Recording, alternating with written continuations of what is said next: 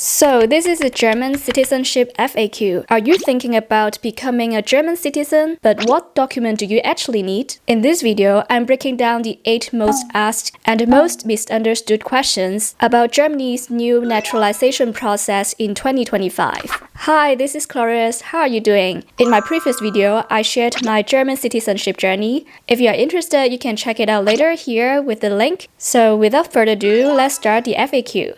The first most asked question is student time counted fully? In Germany, the time you spend as a student on a residence permit is treated differently depending whether you're applying for permanent residency or citizenship. If you are aiming for permanent residency, meaning the Niederlassungserlaubnis, your time as a student might not count toward the required years. The clock usually starts when you start working in a qualified job. However, if you graduate from a German university, you may be eligible for permanent residency after just 24 months of working, as long as you are paying into the pension system. This is a special fast-track rule for German university graduates, and that was also my own path to my permanent residency in 2022. So I got my permanent residency after 2 years of working in Germany. On the other hand, if you are applying for citizenship, that means Einbürgerung, your time as a student does count fully, as long as you were legally living in Germany at that time. Under the new law, to apply for citizenship now, you typically need just 5 years of legal residence here, but this period can include your years as a student. So while the study time might not help you qualify for permanent residency, it does help shorten the time it takes to become a German citizen. I heard that in the past, some people started their bachelor studies here, and then they study till they have the PhD, and after they finish their PhD, they can already apply for the citizenship as long as they can financially support themselves. However, I always wonder why some people are always confused that only half of the student time is counted towards citizenship. The common belief that student time only counts half likely comes from the confusion or the rules from other countries, like Canada, where student time used to count as half days towards the residency requirements for citizenship. In Germany, however, there's no such half counting. Your student time either counts fully for citizenship or not at all for the PR, the permanent residency. The other question I also had myself is that I worked as an intern full-time as a student. Does it count towards my 24 months for my permanent residency? It turns out it's not counted because the 24 months only starts counting when you first got the residence permit with the work visa. So back then my residence permit was under the category of 18C. There is a specific code in your ID card, you can check it. So you have your own specific code. Maybe you have a blue card, you have a different code. For my case, I did not have a blue card, but just a normal work permit. So under that category, you might have a different requirements for applying for permanent residency, but it's not related to German citizenship. For German citizenship, it really counts from the day you first enter Germany as a student, but not from the day that you start your first semester. So for my case, it counted from the day I first entered Germany, which was March 2018.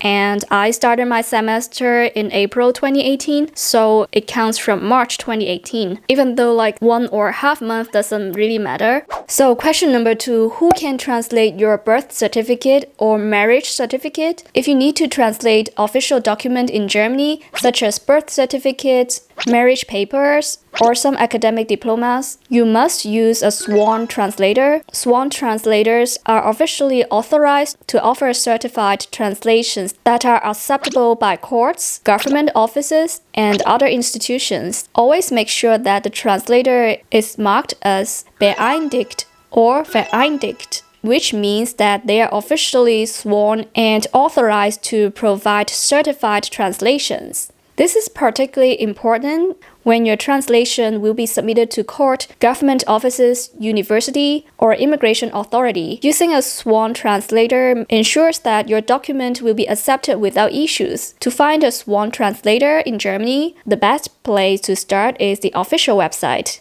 I'll link it down below in the information section. This website is maintained by the German judiciary and lists all publicly appointed and sworn translators and interpreters. Once on this website, you can select the language you need be translated, for example, English, Arabic, Turkish, and optionally choose your federal state, such as Berlin, Bavaria, but it's not necessary unless you want to meet your translator in person. You don't even need to meet them in person unless you want to. So this narrows down your search to translators who works in your area. After entering your search criteria, just click the search button, Suchen. This website will then display a list of sworn translators who meet your requirements, including their names, contact details, and the language pairs they work with. So you can just contact them directly by phone, by email, and ask them if they can translate your documents and ask about the cost and the turnaround time. And usually they will tell you what to do next, like sending them the digital copy or hard copy, like how many days it would take for them to do the translation, and if they will send you back the document per post or email. You can also contact a few translators to see how much they would charge. The cost might vary for different translators and different regions. For my case, I just needed to translate my birth certificate so that I can just send a copy to the translator and she just sent it back to me after she translated all the documents. After they finished the translation, they would just send me a hard copy and the invoice so that I just transfer the money to them via e-banking. The whole process is pretty smooth and easy. And the third question is, how much does it cost for German citizenship? The minimum total cost for getting a German citizenship depends on your situation, like naturalization, marriage to a German, or descent. Here is a breakdown of the typical minimum required fees in 2025. That includes the application fee for adults, which is 255, and child application fee. For certified translations, that can vary depending on your situation, can be varied from 50 euros to 200 euros or even more. For some documents, you need notarization or get an apostilled copy for their birth certificate from their home country. That can create another cost. So for each case, it could be different. So make sure that you get more clarification from your officer. And the next one is German B1 test. It depends on whether you have to take classes or you can just take the exam directly by yourself. That can cost at least 100 to 200 euros, depending on which exam you take. And then the Einbürgerungstest, that costs just 25 euros.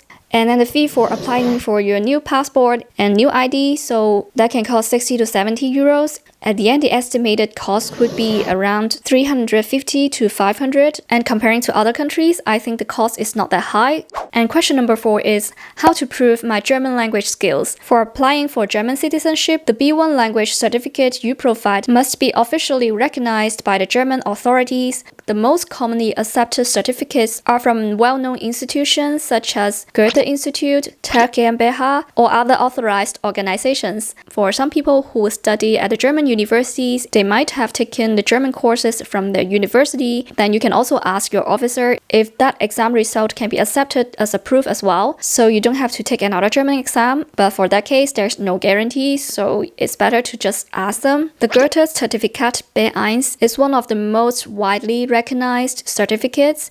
I took both of my B1 and B2 exams at Goethe Institute because in case I failed one part, then I can retake just that part. I don't have to retake the whole exam. That's why I chose to take it with Goethe.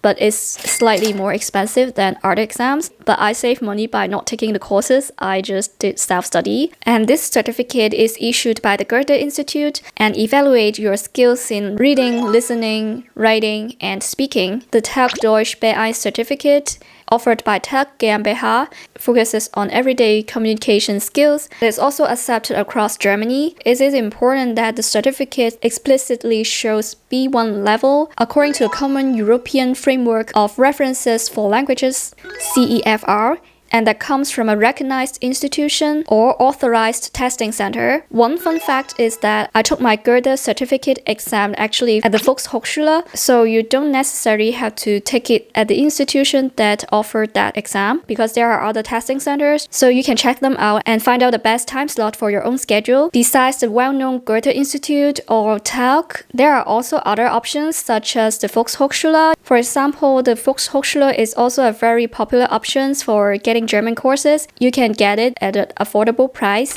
If you are new to Germany, you just came here for work, you did not study at the university here, you might need to attend the integration courses. These courses combine language learning, typically up to B1 level, with lessons about German culture and society. They are often subsidized or even free for some eligible participants. That include the Deutsch Test für Zuwanderer exam. If you're super busy with work, you can also choose some online platform to learn German, and they are also more flexible. Personally, I hate going to German classes. I don't know why. It just killed my interest. So there was a period of time that I didn't want to listen to German. I didn't want to speak German. Whenever I hear this language, it just causes me headache. So I paused for maybe 1 or 2 years, and one day I just realized, actually it's not bad. I could come back to it. There are also other resources on YouTube like Easy German or other channels teaching German language or German vlogs that can accommodate your needs. For my case, I also prepared B1 and B2 exam myself, but that time I was a little bit more goal-oriented. I just wanted to pass, no matter it's like barely pass. But I think the most important thing is to keep your passion and not to kill it, and choose the most suitable learning method for yourself, so that you can keep learning every day. Learning a language is never like a sprint, but it's like a never-ending marathon. So every day I'm still learning. And hopefully I can one day speak native German like all other German people, and I can proudly say I'm German. Now I still have a little bit of guilt when I tell people I am German. It doesn't come naturally because I still think my German is not good enough, even though on paper I am German. But anyway, this is a sense of identity topic. Maybe I will make another video about it. And then question number 5, why some people are asked to handwrite their CV. In some cases, some authorities ask the applicants to write their CV as part of the citizenship application process. They do want to check your ability to write in German. Therefore, it's not just about providing information. It's also a practical way to assess your writing skills, including grammar, vocabulary, spelling, clarity. Since the official language proficiency required for citizenship is at least B1 level, being able to write a clear, coherent CV in German shows that you can handle everyday written communication. You know, German is really famous for their bureaucracy, so this is a survival skill. Writing the CV sometimes functions as a writing test, demonstrating that you can express yourself well enough in German for some practical and professional situations. But beyond testing language, it also serves a purpose as giving a structured overview of your background. A friend of mine applied his German citizenship in Hanover, and he was also asked to write a CV by hand. But for me, I was not asked to handwrite my CV. Instead, in the application form, there's a blank space that I have to write a small passage explaining why I want to be a German citizen. It's just around 100 words. I think they just want to make sure that I can write in German. And question number 6, what is the difference between Leben in Deutschland and Einbürgerungstest? The Leben in Deutschland and the Einbürgerungstest are closely related but serve slightly different purposes in applying for German citizenship. The Einbürgerungstest, meaning the naturalization test, is the official citizenship test required for most of the applicants. It consists of 33 multiple-choice questions covering the topics like German history, law, society, and political system. You can prepare this test by using the full question data bank of 310 official questions published by the German Federal Office for Migration and Refugees, the BAMF. They pull 33 questions randomly from this question bank to your test. To pass the test, you just need to answer 17 questions correctly. This test is designed to assess your knowledge of how Germany functions as a democratic country and your integration into the German society. On the other hand, Leben in Deutschland, Life in Germany, is often the name given to a broader integration course exam, which includes 2 parts. Firstly, the language test, Deutsch Test für Zuwanderer, and secondly, the citizenship test itself, the Einbürgerungstest. When people refer to Leben in Deutschland test or certificate, they usually mean the completion of the integration course that covers both language proficiency and the knowledge of Germany's social and legal system. So in short, the Einbürgerungstest is the specific citizenship test focusing on your knowledge of Germany, while Leben in Deutschland refers to the full integration course exam package, including language and civic knowledge components. Passing both parts in the integration course also satisfies the requirements for naturalization. you can register the Einbürgerungstest at the Volkshochschule in your own city, as this exam is not frequently held as other German language exams, and a lot of people need to take the test. I highly recommend you registering it as soon as possible when you know you have to do the naturalization, because the next exam date can be a few months later. But don't worry, this exam is not difficult at all. It's much easier than the driving theory test, because they just have one answer for each question. You won't need to spend a lot of time studying that. What you can do is just downloading the app from the App Store. Let me show you. There are actually a few of them. You can just download either one of them. This is the one I used to prepare for my Einbürgerungstest. You can just study the questions and memorize the answers. And there are only multiple choice questions. But of course, if you're interested, you can always look into the information behind the questions and just learn more about the society in Germany. Here in the app, if you give a wrong answer, it will show you the correct one immediately. You can also mark down this question and come back to it later for revision. In the exam day, I think we have 45 minutes to finish the test, but like so quickly, some people have already finished and then they are gone. At the end, I got 33 out of 33. As Hong Kongers are trained as exam machines, so it's not very surprising. And I received the result 2 months later, and it's sent from Nuremberg. From registering yourself to take the exam to receiving the certificate, it takes around half a year already at least. It seems like more people are eligible to apply for citizenship these days. It can take even longer. And question number 7, is there an interview? Actually, for most of the German citizenship application, an interview is not a mandatory or common part of the process. For me, I didn't have the Erstberatung, like the first consultation time slot or the interview. I just consult them via email because I applied in a small town in Göttingen. So I just sent them email to consult them, asked them what I need to submit. They gave me a list, so I just submitted all the documents per post as soon as I'm eligible to apply for it. And then when I have the first in-person meeting, is already the day that I pick up my Urkunde, so I've never had any appointments or interviews in the whole process until the day they gave me the citizenship. Usually your language certificates, Einbürgerungstest results, and your submitted documents are enough for the authority to make a decision. But an interview may happen in some cases if the authorities need to clarify some details in your applications or personal background, or they want to verify your language skills directly, or your situation is a little bit more complex and unusual. If you do get an interview, it's usually very straightforward and focuses on your motivation and integration.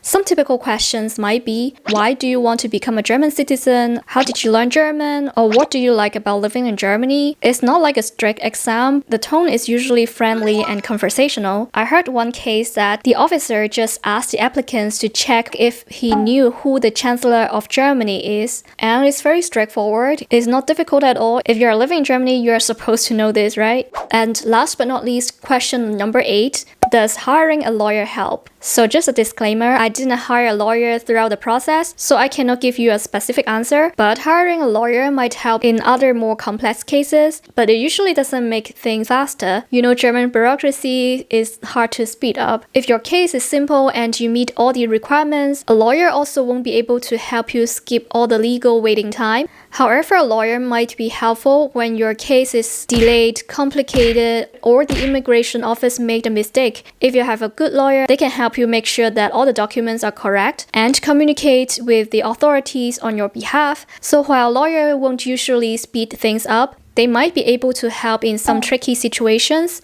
I heard some stories, some good, some bad. I heard from a friend in Frankfurt telling me someone just got a lawyer to make the process time shorter. It shortens from 18 months or 2 years to a few months. So if you're planning to move or change jobs as soon as possible, maybe hiring a lawyer in that case would make sense. And the lawyer fee can cost from 1,000 to a few thousands depending on your case. It's not that unaffordable, but it's also not quite necessary to pay that. If you're planning to stay in Germany anyway, you can just wait. However, I also see some negative reviews from some Facebook groups. Some people said they hired a lawyer, but the lawyer didn't do their work. So when they had questions for the lawyers didn't reply them. And some lawyers just get the money, but they didn't follow up. They were not efficient. So I can only say that if you are hiring a lawyer, just make sure that you check out more lawyers or is referred by a friend that is more trustworthy. Otherwise, not all the lawyers are helpful. Even though you've paid your money, you don't get necessarily what you expected, which could lead to another disaster. This is the information that I can provide, and hopefully this can help you as well. If you have not yet watched my video about my own citizenship journey, you can check it out here and see if you can relate to my experience. If you have other questions about naturalization in Germany, please feel free to comment down below and I will try my best to answer them or make another video to answer all those questions. If you have been living in Germany for a while or if you are new to Germany, I highly recommend you to check out my other videos talking about my culture shock in Germany and how Germany changed me. If you find this video helpful, please don't forget to like the video and subscribe to the channel. Take care and see you soon. Bye!